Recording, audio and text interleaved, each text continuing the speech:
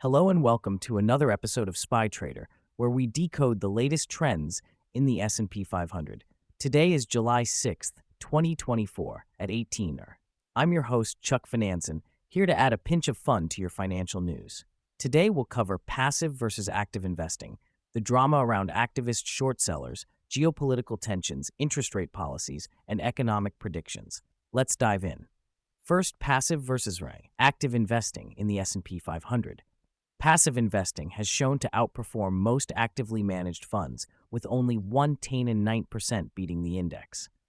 Evercore's Julian Emanuel recommends cost-effective index funds for consistent returns.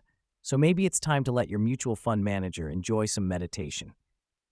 In company-specific news, the saga of Hindenburg Research and the Adani Group continues. Hindenburg's short-selling report wiped $153 billion off Adani's market value, but earned them only $4 million. Regulatory bodies are scrutinizing these practices, hopefully leading to more transparency.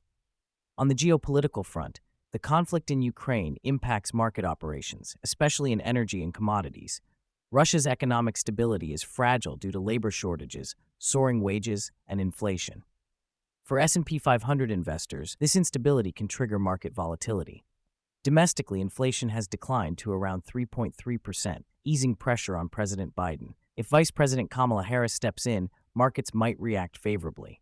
Now, some bullish market predictions. Ben Laidler from Bradesco BBI believes we are at the start of a bull run, driven by strong earnings growth and potential Fed rate cuts.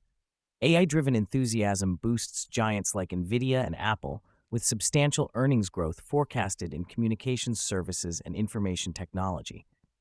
But trading isn't all sunny.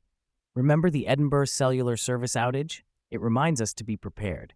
For telecom investors, this raises concerns about service reliability and third-party impacts. Let's move to trading recommendations. 1. Stick to passive index funds like SPDR S&P 500 ETF Trust for cost-effective, diversified market exposure. 2. Keep an eye on Nvidia, NVDA, and Apple AAPL for their strong performance. 3. Consider companies in communication services and information technology for their earnings growth potential. 4. Stay cautious with companies exposed to geopolitical risks, especially in unstable regions like Russia. And that wraps up today's episode. Keeping it simple and cost-effective might yield the best returns. Don't forget to meditate for both inner peace and outer gains. This is Chuck Finanzen, signing off from Spy Trader. Stay savvy, stay informed, and happy trading.